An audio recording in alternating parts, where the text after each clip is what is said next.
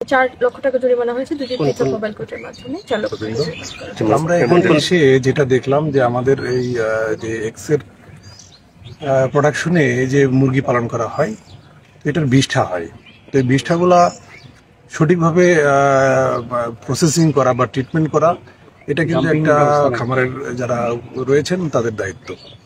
তো আমরা এখানে যেটা দেখতে পাই যে প্রচন্ড পরিমাণ দুর্গন্ধ এবং এই যে বিষ্ঠা প্রসেসিং এর যে একটা প্ল্যান্ট আছে এই প্ল্যান্টের যে প্রসেসিং করে তারা এরপরে যে বর্জ্যটা নিষ্কাশন হয় পানি আকারে সেটা আমরা দেখতে পাই যে এটা আশেপাশে ছড়িয়ে যাচ্ছে। পাশাপাশি হলো যে দেখতে পাই যে এদের যে বিষ্ঠাটা যে পরিমাণে উৎপাদন হয় এই পুরোটা এখানে প্রসেসিং হয় না, এটি ম্যাক্সিমামই দেখা গেল যারা বাইরে সাপ্লাই দেয় আর কি বিভিন্ন জায়গায়। এটা আমাদের কাছে তথ্য ছিল, তো তারই প্রেক্ষিতে আজকের এই অভিযান।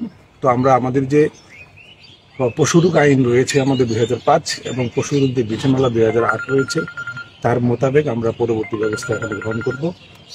আজকে এই প্রতিষ্ঠানে এসেছি, আমরা এখানে অভিযোগের সত্যতা পেয়েছি।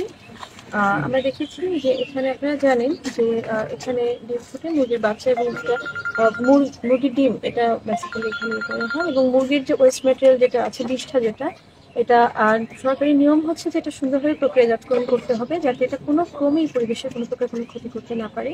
কিন্তু এখানে এসে আমরা দেখতে পেয়েছি যে এখানে কিছু বিষ্ঠা আছে যেটা তারা প্রক্রিয়াজাতকরণ করে আর অধিকাংশটাই তারা আসলে র ম্যাটেরিয়াল হিসেবে কারখানার বাইরে তারা বের করে দেয়, যেটা কোনোভাবেই তাদের নিয়ম নয়। আপনারা জানেন যে আমাদের পানি সম্পদ অফিসার এখানে আছেন, উনি আছেন উনি আজকে আমাদের সঙ্গে ছিলেন, আপনারা তার স্টেটমেন্টও নিশ্চয়ই নেবেন। আমরা দেখেছি যে এই র ম্যাটেরিয়ালগুলো এমনভাবে ছোট ছোট পিক আপে করে আসলে কারখানার বাইরে দিয়ে দেওয়া হচ্ছে যেটা আসলে পরিবেশের জন্য ভীষণভাবে হুমকি স্বরূপ।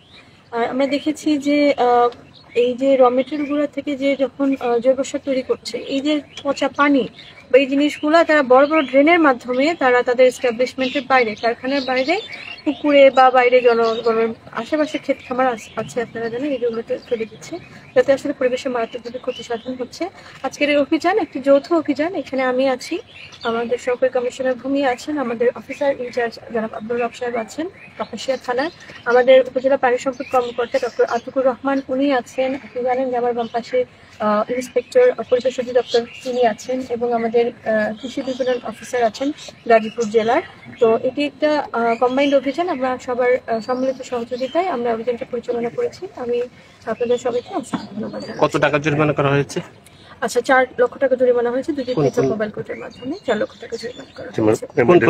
কোন ধারায়? পরিবেশ আইনে করা হয়েছে, ভোক্তা অধিকার আর পরিবেশ আইনে।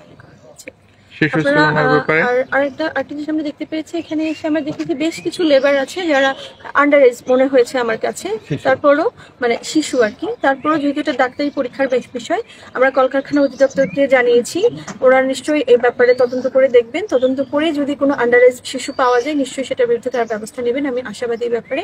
এছাড়াও আপনারা জানেন যে কোনো একটি প্রতিষ্ঠান পরিচালনা করতে গেলে পানি সম্পদের একটা লাইসেন্সের প্রয়োজন হয়। তো আমরা দেখেছি লাইসেন্সের যে ক্রাইটেরিয়াগুলো আছে প্রায় 17টার মতো ক্রাইটেরিয়া, বেশ কিছু ক্রাইটেরিয়া ল্যাক আছে এখানে।